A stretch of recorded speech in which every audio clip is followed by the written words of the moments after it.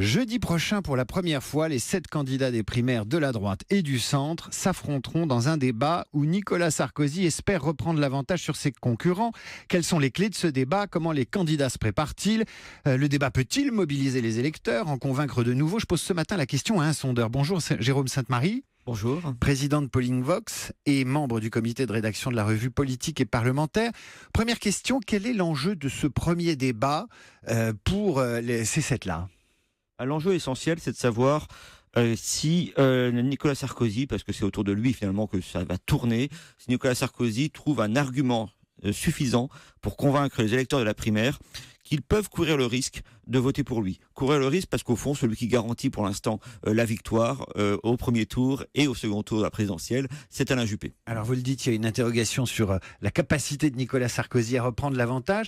Est-ce que vous avez le sentiment que ce qu'il a proposé vendredi soir, à savoir un référendum sur les questions du regroupement familial et de l'internement de certains fichiers S, peut changer la donne? Est-ce qu'il va créer le mouvement? Alors c'est vrai qu'on ne peut pas changer les choses par la personnalité. C'est des gens qui sont archi connus par les Français, par les électeurs de la primaire. L'un a été président, l'autre Premier ministre, l'autre ministre. Et donc il faut faire la rupture sur des propositions.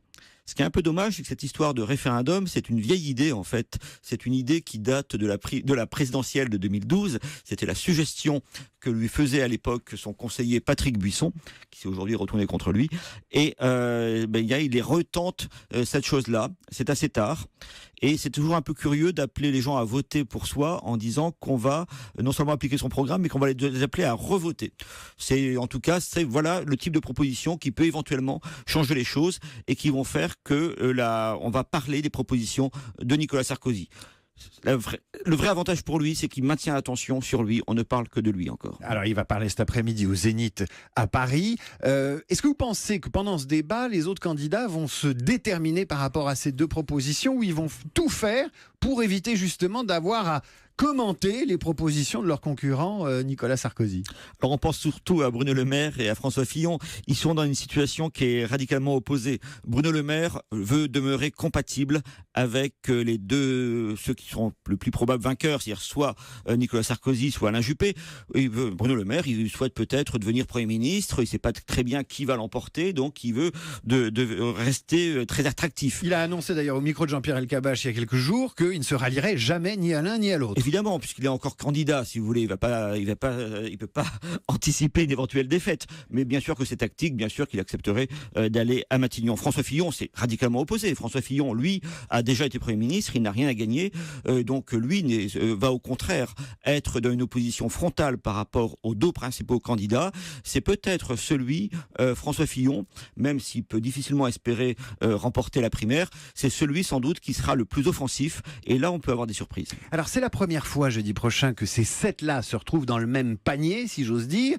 Quel va être leur comportement? Est-ce qu'ils vont taper en dessous de la ceinture dans cet environnement très normé qui est un débat télévisé à 7?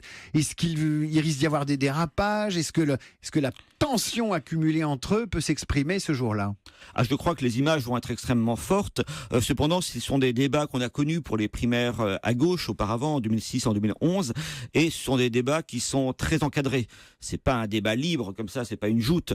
Ce qui fait qu'il faut avoir des propositions, des propos, des formules qui retiennent l'attention, mais par contre, les échanges vont être assez limités. Donc, est-ce que ce serait un débat simplement de confirmation de l'avance actuelle d'Alain Juppé, ou bien est-ce que ce sera un débat de rupture? Je pense que ce sera plutôt, il faut lancer encore une fois, ça sera un débat d'idées en réalité. Il faut lancer des idées qui seront ensuite reprises. À 4 jours de ce débat, Jérôme Sainte-Marie, les sondages qui donnent Juppé favori dans cette primaire, est-ce qu'ils sont fiables? Oui, les sondages qui sont faits sont très nombreux et ils sont très convergents. Ils disent la même chose en réalité. Ils disent que à la rentrée, début septembre, Nicolas Sarkozy a effectivement fait bouger les lignes. Effectivement, il a progressé. Ça n'a pas été le blast annoncé, mais il s'est fortement rapproché. Au premier tour, les courbes sont rapprochées, sont même touchées avec Alain Juppé. Et puis, peu à peu, les gens se sont lassés.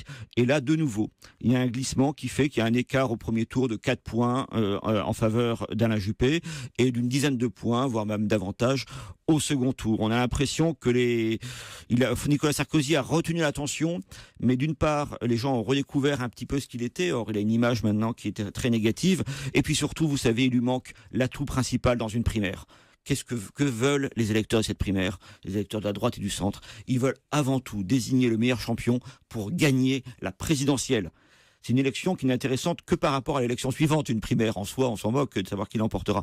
Et donc le seul qui garantit pour l'instant, au vu des sondages d'intention de vote à la présidentielle, cette victoire, c'est Alain Juppé. C'est lui qui garantit que la droite soit qualifiée pour le second tour. Et comme au second tour, ce sera très probablement face à Marine Le Pen, eh bien, il emporterait. Ce qui fait qu'on a l'impression que cette primaire est en train de décider du choix du président de la République 8 mois avant l'élection réelle. C'est ce qui fait sa particularité. Certains disent que c'est le premier tour de l'élection présidentielle. Ça veut dire que les 7 qu'on va voir jeudi prochain derrière leur pupitre, j'imagine, ils vont parler aux militants les républicains et assimilés, ou ils vont parler aux Français?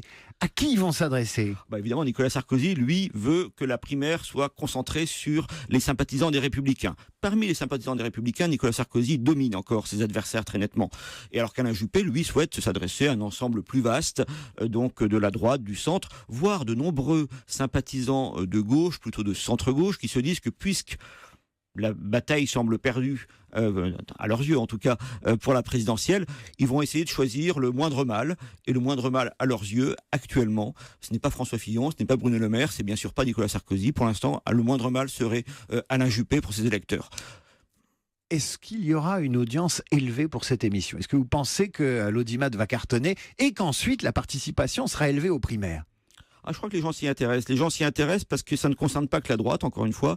On a l'impression que ça concerne tout le pays, en tout cas tous ceux qui ne vont pas aller voter Marine Le Pen à l'élection présidentielle. Et donc, on peut s'attendre, si vous voulez, on s'est rendu compte que les émissions avec Alain Juppé ou Nicolas Sarkozy rassemblaient beaucoup de monde. Donc là, on peut s'attendre effectivement à une forte audience, à mon avis, surtout pour le premier débat. J'ai bien peur qu'ensuite, si vous voulez, quand les gens réaliseront que la prise de parole est quand même assez laborieuse, que tout ça est très encadré, ça peut-être provoquer une baisse d'audience. Comparaison n'est pas raison, Jérôme Sainte-Marie, mais demain, il y a un débat aux États-Unis, c'est le deuxième entre Hillary Clinton et Donald Trump. Il y a ce débat entre les candidats aux primaires jeudi prochain. On peut faire des parallèles entre la campagne américaine, sa trumpisation, ses scandales, ses éruptions, et puis la campagne française qui a l'air beaucoup plus sage, a priori. Oui, alors je vous confirme que l'équipe de Nicolas Sarkozy a été fascinée par l'effet Donald Trump. Lui aussi, Donald Trump était vraiment pas du tout anticipé comme le futur candidat des Républicains. Et ils ont surtout copié sa tactique qui concerne à faire hurler en quelque sorte l'adversaire, c'est-à-dire à sortir des énormités pour que la gauche, les écologistes, pour parler de la France, se mettent à protester vivement.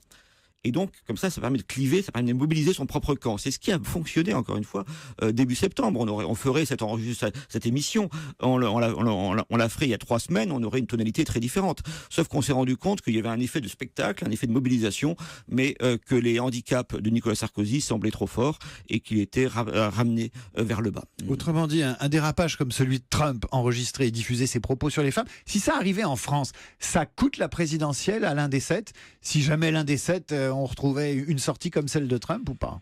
Je crois que ce serait quelque chose, sur la question des femmes par exemple, ce serait quelque chose de totalement éliminatoire. Mais par contre, je pense qu'effectivement Nicolas Sarkozy va faire du Trump, c'est-à-dire qu'il va essayer de trouver des choses qui vont indigner la gauche et qui vont mettre mal à l'aise ses adversaires sur le plateau. Eh bien, on ira au résultat dès jeudi. Merci à vous, Jérôme Sainte-Marie, président de Polling Vox. Et je rappelle ce débat à voir jeudi prochain sur TF1 qui sera suivi de 2 autres Europe 1 organisant le 17 novembre avec France Télévisions le débat décisif avant le premier tour des primaires dont il sera question demain sur Europe 1 dans la matinale puisqu'on reçoit François Fillon.